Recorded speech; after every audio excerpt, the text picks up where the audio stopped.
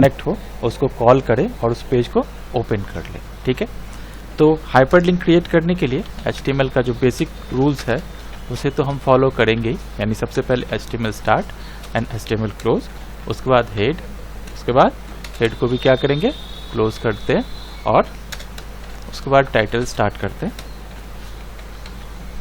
और टाइटल में पेज का मेन पेज, पेज का हेडिंग, जो भी लिखना होगा हम लोग यहाँ पे लिख सकते हैं। इसके बाद बॉडी के साथ बीजी कलर अगर देना है तो बीजी कलर दे सकते हैं, जो भी कलर आपको अच्छा लगे यहाँ पे कलर प्रोवाइड करिए और बॉडी को क्लोज कर दीजिए। इसके बाद जो हम लोग करेंगे वो ये है कि हाइपरलिंक कैसे क्रिएट करते हैं। हाइपरलिंक क्रिएट करने के लिए a active hyper reference href href करके यहाँ पे double quotation start and close, उसके बाद हम लोग यहाँ पर href को क्लोज कर देते हैं, यहाँ पर हम लोग क्लिक लिखते हैं और फिर से ए को भी क्लोज कर दिया। ये जो हम लोगों ने कोडिंग लिखा है href, इसके बीच में जिस पर्टिकुलर पेज का भी नेम या एड्रेस लिखेंगे वो पेज क्लिक के ऊपर क्लिक करते ही ऑटोमेटिकली क्या होगा, कॉल हो जाएगा। ठीक है, तो यहाँ पर सपोज करिए कि मैं इस पहले पेज को सेव करता हूँ और सेव करता हूँ, इससे पहले HTML क्लास नाम का था फोल्डर, उसी के अंदर यहाँ पर हाइपरलिंक डॉट HTML के नाम से इस पेज को सेव कर लिया मैंने। जैसे हाइपरलिंक डॉट HTML के नाम से सेव किया, मैं उस फोल्डर के अंदर चला जाता हूँ जहाँ पे हम लोगों ने क्या किया है, इस फाइल को सेव करके रखा है।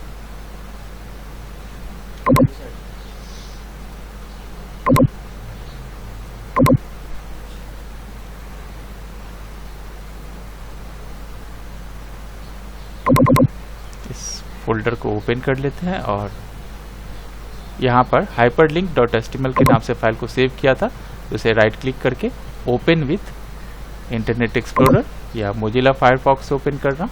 ओपन करते ही यहाँ पर देखिए सिर्फ एक ही वर्ड लिखा आ रहा है, वो क्या है, क्लिक, जो मैंने वहाँ पर लिखा था।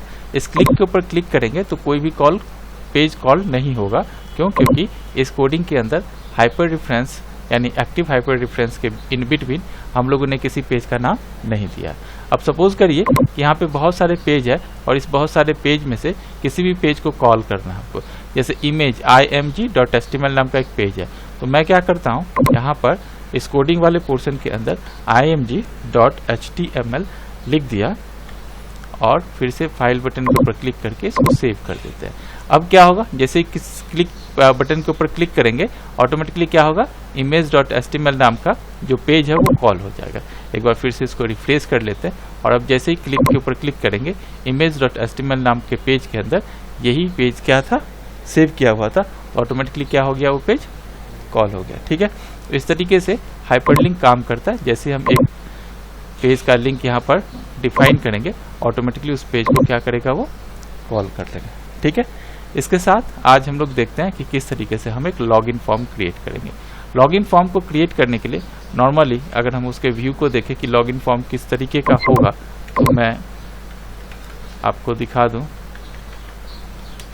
पेंट के अंदर लॉगिन फॉर्म में क्या होगा, नॉर्मली यहाँ पर मैं क्या करूँगा, एक नेम लिखता हूँ। ठीक है, इस नेम के सामने में एक बॉक्स होता है ऐसा बना हुआ। ठीक है, और इसी तरीके से ये नेम के जगह पर यूजर नेम हो सकता है। ठीक है, और यहाँ पर क्या होगा, फिर एक पासवर्ड। ठीक है, ऐसे पासवर्ड का फिर क्या होगा, एक बॉक्स बना हुआ होगा। ठीक है, और नीचे में आपका दो बटन रहता है, ऐसे बना हुआ दो बटन रहेगा। एक बटन के ऊपर सबमिट लिखा हुआ होगा और दूसरे के अंदर रिसेट लिखा होगा, यानी यहाँ पे सबमिट लिखा होगा और यहाँ पे क्या लिखा होगा, रिसेट। तो इस तरीके का एक फॉर्म क्रिएट करेंगे हम लोग HTML के अंदर। ठीक है, तो किस तरह से वो फॉर्म क्रिएट होगा इसके लिए मैं कोडिंग कर रहा हूँ यहाँ पे। फिर इसे मैं रिमूव कर दे रहा हूँ क्योंकि इतना पोर्शन तो हम लोग को लिखना ही पड़ता है। और अब क्या करूँगा, नॉर्मली अगर मुझे एक फॉर्म क्रिएट करना है तो मैं कोशिश कर रहा हूँ एक टेबल के अंदर फॉर्म क्रिएट करूँ ताकि ज़्यादा बेटर तरीके से उसको हो। तो टेबल बॉर्डर बाय डिफ़ॉल्ट कितना होता है, वो 1। ठीक है, इसके बाद टेबल को क्या कर देंगे, क्लोज कर देते हैं। ठीक है, इसके बाद TR स्टार्ट करते हैं और TR को भी क्लोज कर देते हैं। देन TD, दो पोर्शन है हमारा, एक में क्या होगा, यूज़र नेम लिखा हुआ आएगा और उसके ठीक राइट हैंड साइड में इनपुट बॉक्स बना हुआ होना चाहिए, यानी TD। फिर से यहाँ पर क्या करेंगे, input type is equal to double quotation के अंदर मैं यहाँ पर टेक्स्ट बॉक्स बनाना चाहता हूँ तो टेक्स्ट लिख दूंगा और इस टेक्स्ट बॉक्स का एक नाम प्रोवाइड करना हमको।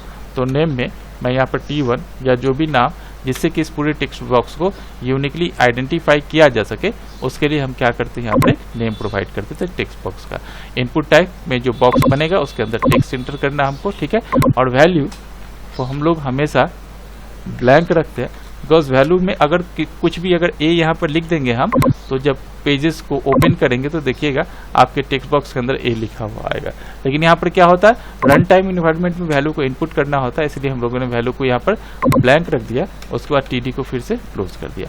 अगर इसको नॉर्मली हम लोग सेव करके देखें, सेव एज कर लेते हैं और इसी पेज को हम लोग login.html के नाम से सेव करते हैं।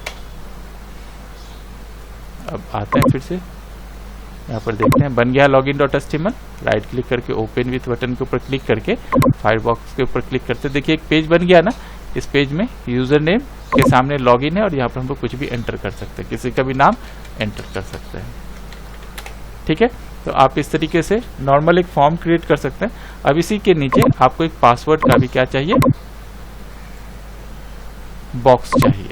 तो फिर से हम एक रो क्रिएट करके उसके अंदर जहाँ पर यूजर नेम था उसके ठीक नीचे क्या आएगा, हमारा पासवर्ड आएगा। तो पासवर्ड यहाँ पर लिखते हैं और जहाँ पर input type equal to text हम लिखते हैं वहाँ पर हम लोग पासवर्ड लिख देते हैं, ताकि जो भी पासवर्ड हम इनपुट करेंगे वो पासवर्ड वहाँ पर डॉट डॉट फॉर्मेट में आएगा, वो पासवर्ड दिखेगा नहीं किसी को, ठीक है। तो यहाँ पर हम लोग सेव कर दिए, इसको सेव करके फिर से इसको एक बार हम लोग रिफ्रेश कर रहे हैं। जैसे रिफ्रेश कर लिया आप देखिए यहाँ पर नाम आ गया। अब यहाँ पर कुछ भी टाइप करेंगे तो उसका पासवर्ड दिख रहा है क्या, नहीं दिख रहा है। इसका मतलब क्या है, अगर हमको नॉर्मल टेक्स्ट लिखना है तो text box input type equal to text box के अंदर टेक्स्ट लिखेंगे, लेकिन अगर कोई पासवर्ड वाला फील्ड को इम्प्लीमेंट करना है तो इनपुट टाइप इक्वल टू हम लोग क्या लिख देंगे, वहाँ पर पासवर्ड। यहाँ पर टेक्स्ट बॉक्स वहाँ पे 1 था, यहाँ पर टेक्स्ट बॉक्स 2 कर दे रहे हैं। नाम हर एक टेक्स्ट बॉक्स का या हर एक जो बटन्स हम लोग क्रिएट करेंगे हर एक फील्ड का नाम क्या होगा, अलग अलग होगा, ठीक है। अब इसके ठीक नीचे हमको एक सबमिट बटन बनाना और एक रीसेट बटन भी बनाना है, ठीक है।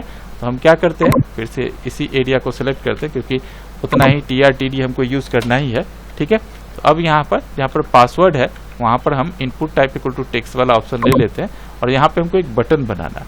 बटन को नॉर्मली क्रिएट करने के लिए हम लोग इनपुट टाइप इक्वल टू जहाँ पे पासवर्ड लिखा होगा या टेक्स्ट लिखा हुआ होगा वहाँ पे सबमिट बटन बनाने के लिए यहाँ पे हम लोग सबमिट लिख देते हैं और यहाँ पर वैल्यू में भी सबमिट ही लिखेंगे। और उसी तरीके से अगर रीसेट बनाना हो बटन तो यहाँ पर क्या लिखेंगे हम लोग, रीसेट, और वैल्यू में भी क्या लिख देंगे, रीसेट, क्योंकि यहाँ पर कुछ भी हम लोग को इनपुट लेना नहीं है, रीसेट करना है या सबमिट करना। अब आते हैं फिर से इसको एक बार हम लोग सेव करके और फिर एक बार इसको रिफ्रेश कर ले तो आप देखिए यहाँ पर input type equal to submit और रीसेट दोनों बटन तो बन गया, लेकिन नहीं रीसेट काम कर रहा है और नहीं सबमिट काम करेगा। रीसेट में क्या है, जब हम क्लिक करेंगे तो ये पूरा पेज जो टाइप किया वो क्या होना चाहिए, ब्लैंक होना चाहिए। तो क्लिक करने के बाद भी काम नहीं कर रहा। और सबमिट में भी क्या होगा, जब हम क्लिक करें तो कोई दूसरा पेज क्या होना चाहिए, कॉल होना चाहिए, या जिस पेज में भी आपको यहाँ पर क्लिक करने के बाद सबमिट करना है, रिकॉर्ड सबमिट करके अगले पेज को ओपन करना, वो सबमिट करते ही काम करना चाहिए। तो वो तब तक काम नहीं करेगा जब तक कि इसे एक फॉर्म नहीं क्रिएट करते। एक्चुअली ये जो हम लोगों ने बनाया this is a part of form, ठीक है। HTML का फॉर्म कहा जाता है इसको। तो फॉर्म क्रिएट करने के लिए हम लोग यहाँ पर नॉर्मली क्या करते हैं, फॉर्म लिखते हैं, ठीक है ना। यहाँ पर क्या लिखेंगे, फॉर्म। तो जो भी फॉर्म हमको क्रिएट करना है, ठीक है, वो फॉर्म का यहाँ पर क्या होगा, एक नेम होगा, ठीक है। तो फॉर्म का जो भी नेम आपको देना है यहाँ पे नाम दे दीजिए। इसका एक मेथड होता है, मेथड या तो गेट होगा या पोस्ट होगा। यहाँ पे मैं पोस्ट लिख रहा हूँ। गेट का मतलब होता है कि किसी डेटाबेस से डेटा को फेच करके हमको क्या करना है, यहाँ पर लेके आना रिकॉर्ड को, ठीक है। और पोस्ट का मतलब हमने इस फॉर्म को क्रिएट किया, यहाँ से डेटा बेस के अंदर रिकॉर्ड को पोस्ट करना है। तो हम लोग यहाँ पे पोस्ट करते हैं और इसके बाद एक्शन लिखते हैं। एक्शन इसलिए यूज करते हैं कि सबमिट बटन के ऊपर क्लिक करने के बाद कौन सा पेज कॉल होना चाहिए, ठीक है। तो मान लीजिए हाइपर लिंक नाम का पेज क्रिएट किया है अभी हम लोगों ने, और हम चाहते हैं कि वही hyperlink.html नाम का पेज क्या हो जाए, यहाँ पे कॉल हो जाए। ठीक है, तो यहाँ पर देखिए form name equal to my form, form का एक नाम दे दिया। ठीक है, मेथड में क्या लिख दिया पोस्ट, और एक्शन में hyperlink.html का मतलब होता है जो भी पेज, जब भी हम सबमिट बटन के ऊपर क्लिक करेंगे तो कौन सा पेज कॉल हो जाएगा, hyperlink.html। अब फॉर्म को स्टार्ट किया तो डेफिनेटली उसको क्या करना होगा, हमको क्लोज भी करना होगा। तो यहाँ पर हम लोग फॉर्म को क्लोज कर देंगे और अब इसे सेव करते हैं और देखते हैं अब क्या इफेक्ट आता है हमारे पेज के ऊपर। तो यहाँ आते हैं, एक बार इसको फिर से रिफ्रेश कर लेते हैं और अब अगर हम यहाँ पर कुछ भी एंटर कर ले और रीसेट करते हैं तो क्या हो गया, वो ब्लैंक हो गया पूरा, अब काम कर रहा है। यानी जब तक फॉर्म एट्रीब्यूट्स हम लोग अपने HTML पेज में एंटर नहीं करेंगे तब तक नॉर्मल, अगर हम कोई टेक्स्ट बॉक्स क्रिएट भी करते हैं तो वो नॉर्मल बिहेव करेगा, उसके ऊपर कोई एक्शन नहीं होगा। और अगर मैं यहाँ पर कुछ भी यूजर नेम और पासवर्ड को लिखकर जैसे ही सबमिट बटन के ऊपर क्लिक करूंगा, कौन सा पेज कॉल हो जाएगा, hyperlink.html, यही पेज बनाए थे। ठीक है, तो क्या हुआ, एक्शन समझ में आ रहा कि एक्शन के ऊपर, एक्शन में हम लोग जिस पेज का भी नाम लिखते हैं सबमिट बटन के ऊपर क्लिक करने के बाद वही पेज कॉल हो जाता है। ठीक है, तो इस तरीके से हम लोग एक नॉर्मल फॉर्म को डिजाइन करते हैं।